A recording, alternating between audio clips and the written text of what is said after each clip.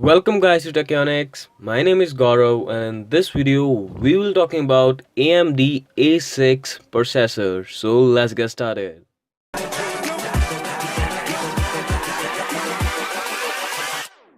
इस वीडियो में हम बात करने वाले हैं AMD के A सीरीज के A6-7400K प्रोसेसर के बारे में, जो कि बहुत ही अच्छा प्रोसेसर माना जाता है अगर आपका बजट 10,000 या उससे भी कम है। तो चलिए आज इसी के बारे में कुछ जानेंगे और ये पता कर लगाएंगे कि क्यों ये इतना अच्छा माना जाता है। तो चलिए इसको करते हैं अनबॉक्स।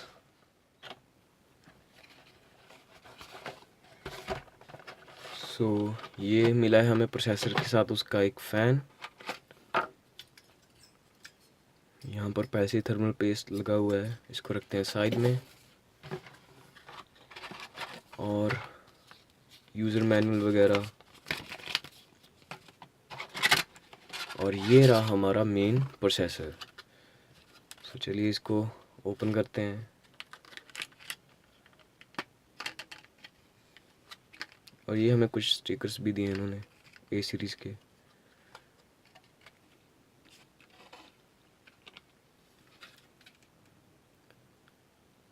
ये रहा हमारे पास AMD का A6-7400K प्रोसेसर।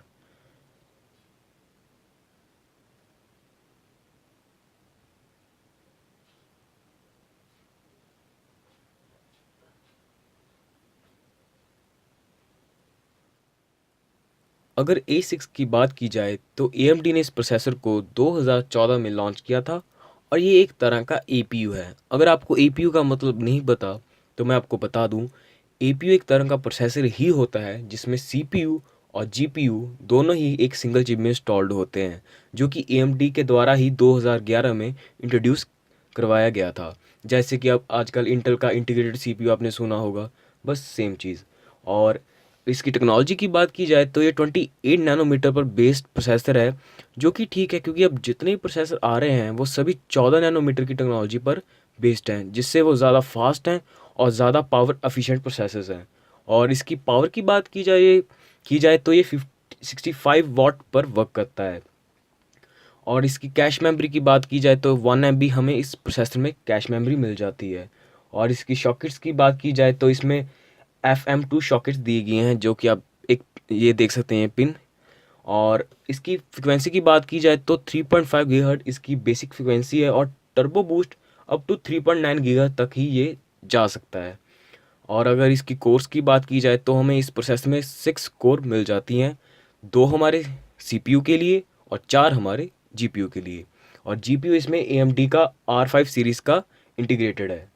अगर बेंचमार्क्स की बात की जाए तो ये आपके सामने इसके बेंचमार्क्स आप देख सकते हैं।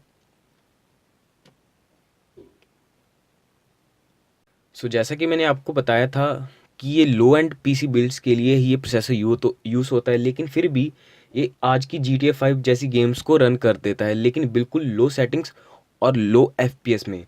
और अगर आपको इसका बेसिक आइडिया दूं तो एवरेज ये 26 टू 29 FPS हमें देता है और मैक्सिमम टू मैक्सिमम ये 35 FPS तक ही जा पाता है।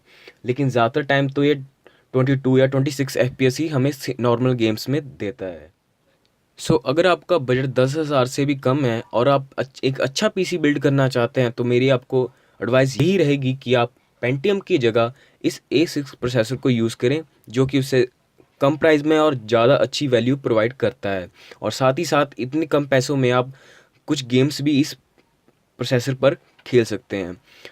अगर इसकी प्राइस की बात की जाए तो इसकी प्राइस पहले 5,500 हुआ करती थी, लेकिन आज की डेट में इसकी प्राइस कुल 1,800 में आपको ये प्रोसेसर बड़ी इजीली मिल जाएगा, ऑफलाइन भी और ऑनलाइन भी।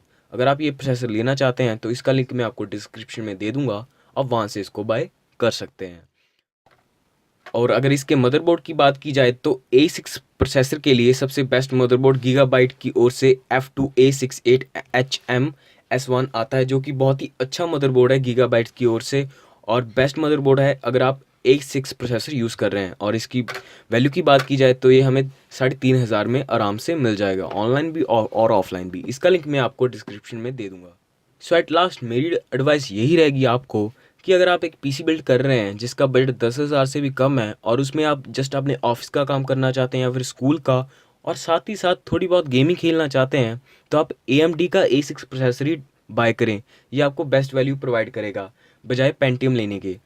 लेकिन अगर आप एक गेमिंग मशीन बनाना चाहते हैं वो भी बहुत ही लो बजट में, तो आप Ryzen 3 एक की ओर जाएं जो कि बहुत ही अच्छा प्रोसेसर है कंपेयर टू i3 के कंपैरिजन में बहुत सस्ता भी है और काफ़ी अच्छी वैल्यू भी आपको प्रोवाइड कर देता है। तो यही था इस वीडियो में। उम्मीद करता हूँ आज की वीडियो आपको अच्छी लगी होगी। अगर अच्छी लगी तो लाइक और कमेंट कर ज़रूर बताएं और हमारे टेक्योनिक्स चैनल को सब्सक्राइब करना ना भूलें। So bye bye and I will catch you next video. Do not forget to subscribe and hit the bell icon.